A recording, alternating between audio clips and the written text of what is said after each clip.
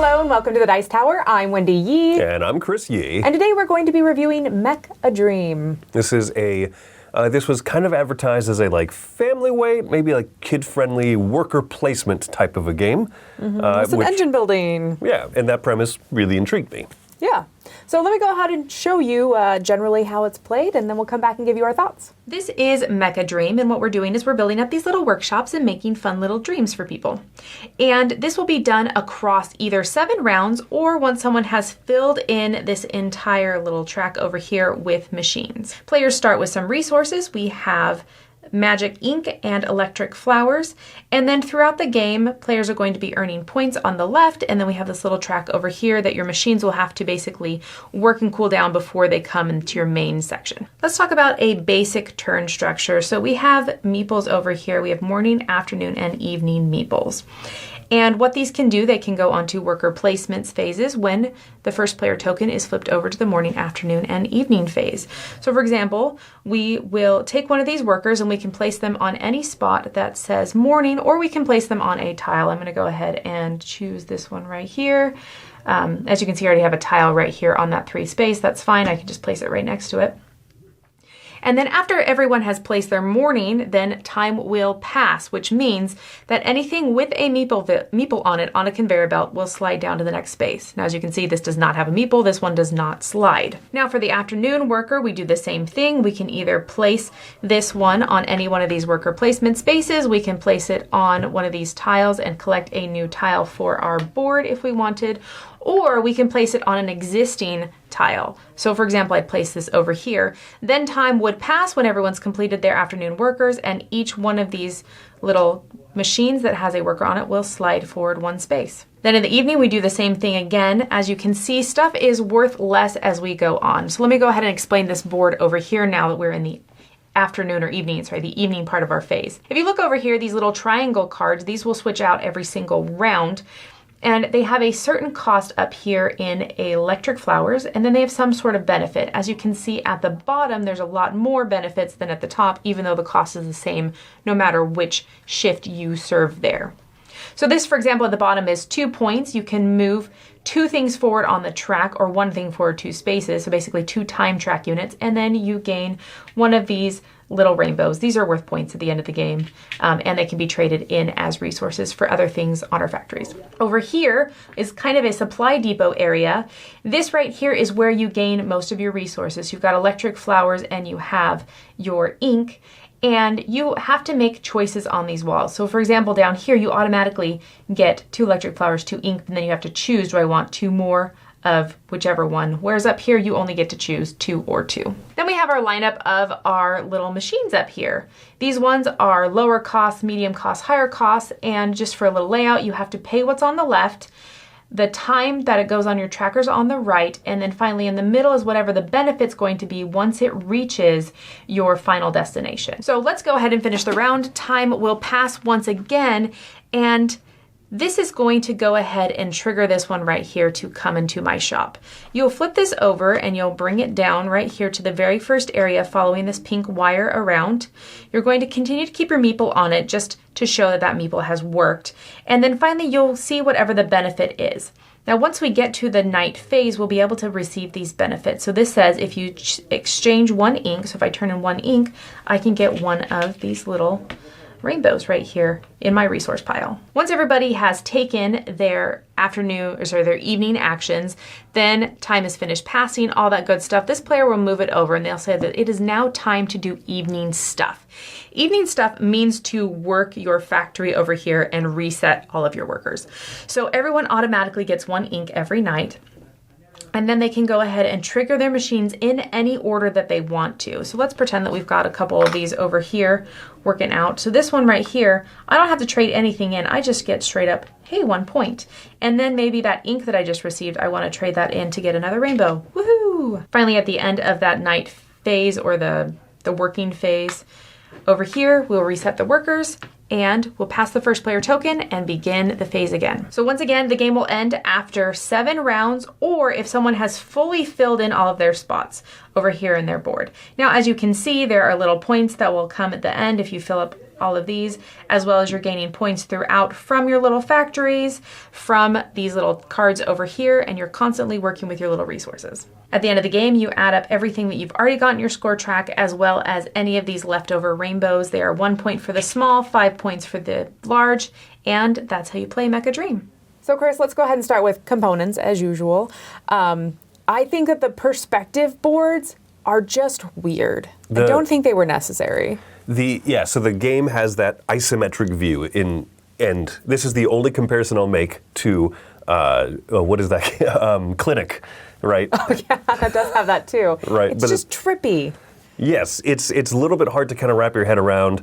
I think it makes efficient use of space, but like everything, even the central worker placement board is kind of at that tilt, at that angle, and then trying to, figure out even just like the route of your own little board there. It's just like a little trickier than it needs be. Well, but it looks kind of cool. Well, I was like, use of space maybe, but then the boards are a wonky shape and they fit in the box in a rather particular way. Like they don't just fit. Like nothing just kind of works. And so I just don't understand why they went for that, I think is where I'm at. Looks cute. It reminds me of Super Mario RPG, which isn't always necessarily a compliment in terms of just wrapping your head around the visual of it.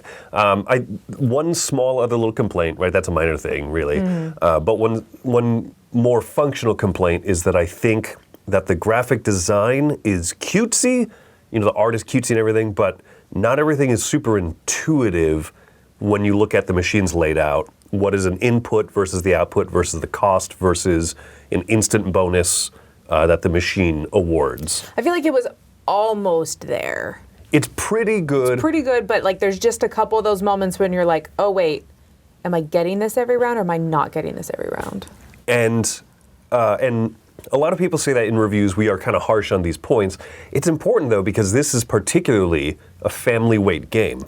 Right. And when we've played with like adult gamers who keep asking us those same questions, is this what this produces? Is this what it or costs or whatever?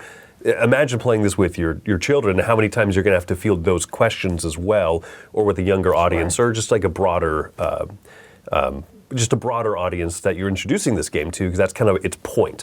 So first play issues are many times like every play issues, especially depending on the audience you're playing with. That's fair, that's fair. Now talking about things I do like, I enjoy this idea of as I collect these tiles, the more I pay, the less time I have to wait to get them out. Or the more I pay, something I get even better. But once again, I have to wait for it to come out and become accessible to my engine. And so I think that that's a fascinating concept. And so that's what intrigued me about this. I think this was on my most either expected for one of the conventions or most anticipated for the year. It was on one of my lists. Spiel last year. Was it Essen? Okay. Yeah. Yeah, it's one that I was really intrigued by. I was like, I like this idea of let's wait for stuff to come out, then I can build my engine, and there's ways to speed that up and slow it down, and I thought that was cool. And it's fun. I love the effects that once you get one of those machines move down your conveyor belt into your engine that'll fire off at the end of each round. My favorite effect by far is move the stuff on your conveyor belt forward. I love anything that's like a technology that advances technologies. Yeah. And that's kind of what this game's about. But someone else could go a route that is just like just recurring victory points over and over and over again. Or heavy resources, getting a lot of resources so you don't have to waste your time trying to go get those resources. Right. And so there's different ways there's different paths to victory, there's different ways to win, though one of my other little complaints is that sometimes you are not going to get what you were hoping for because of the limited nature of the lineup in this game. That I think is probably its lowest point for me. Like graphic design aside, that's just a visual thing. I worked past it. It's fine. That's not actually lowering my score. But this was one that I was really excited about. But because the piles, like there's a lineup, but the lineup is there's not a way to really dig through those tiles. And so I've had some games where I just can't build a cohesive engine, where I get a little bit of a random stuff that doesn't work together. Nothing pops up on my turn, like isn't revealed that's useful. And so I feel like you could have some really fun games where you get to enjoy that engine building. You get to do all that fun stuff that I want to do in this game. And then there will be the occasional game where it's like, I can't get anything to work. Nothing's revealed. And honestly, it reminds me of, so Gizmo is one of my favorite games, and this kind of has a similarity. You're building these fun contraptions.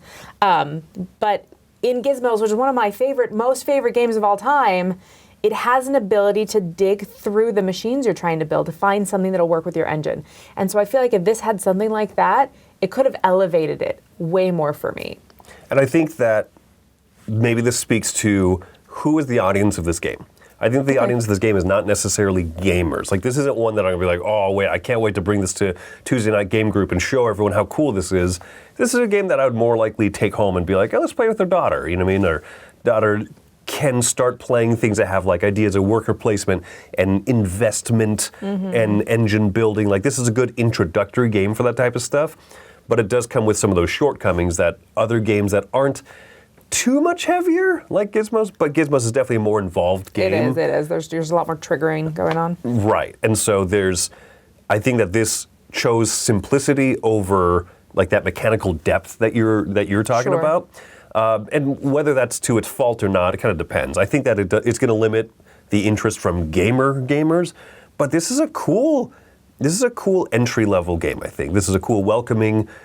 Hey, here's the idea of worker placement. You can use your workers in different ways. There's a morning, afternoon, evening shift. That's one of my favorite parts of the game. Oh, I like that one a lot, yeah. Right, because you have to prioritize. This first guy is your most valuable worker. He will work 3 shifts as functionally, whatever he does. Get more resources or spend more time advancing your machine on the conveyor belt, or go to that triangle spot.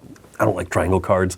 I have a lot of like little production issues with this game. To shovel the stupid triangle cards. You're right. But like go to those and like the morning shift is the best one. The evening shift is the worst one. So how do you spend them in what order? I think it has a lot of good choices that are approachable and welcoming, but also there's a little aspect of like, I have to make sure I'm not getting caught up in, I wish this was a more robust game. Yeah. It is just kind of a fun, simple game. It is. It's fun, simple. When I think about family weight, I would play this with our daughter. Right. I think it teaches some of those basic skills, and a lot of it is about time. Like, so much of this game is timing. It is when do I place my workers on what spots, because I want to get the most of everything that I possibly can. I want to get the most movement on the tracks. I want to get the most the triangle card abilities. I want to get the most resources. But you can't do that because every single worker slowly degrades over time. You have those 3 shifts. And so I think it's a fascinating way to teach that concept of time. Right. Just working and stuff. So I think there's some really, really cool elements in here. At the end of the day, I'm going to give it a 7. I liked a lot about it. I think it had potential to be an amazing game. And instead, it was a good game. It's a good game. So I want to make sure that that's out there, that I did enjoy it. I thought it was fun.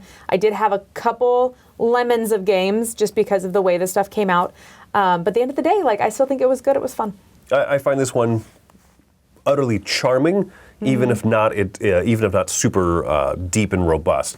It kind of does what a lot of Blue Orange games do well, in that it's approachable. Rules are pretty quick to learn and everything. I'm giving this one a 7.5 because I haven't had the experience of having as bad of games, it sounds like, as you have, like those lemons where you're just like, oops, nothing really cohesed well together. Yeah. I'm usually able to form an interesting engine. Even if it's not a game-winning engine, that's fine, because I have fun with what's going on. I have fun twisting the gears and watching them spin and move this thing to get this thing, in such a light, approachable game. Our daughter, by the way, is 8 years old.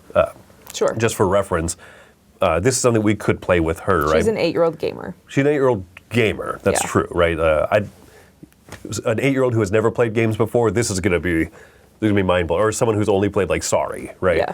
But this is a good game for introducing some more concepts. So I really like having those around, and I think that they're useful. So 7.5, this is something I could recommend primarily for that type of audience. So there you go. That's my score on it. Awesome. So that is Mech a Dream. I'm Wendy Yi. And I'm Chris Yi. And make those robots pass some time.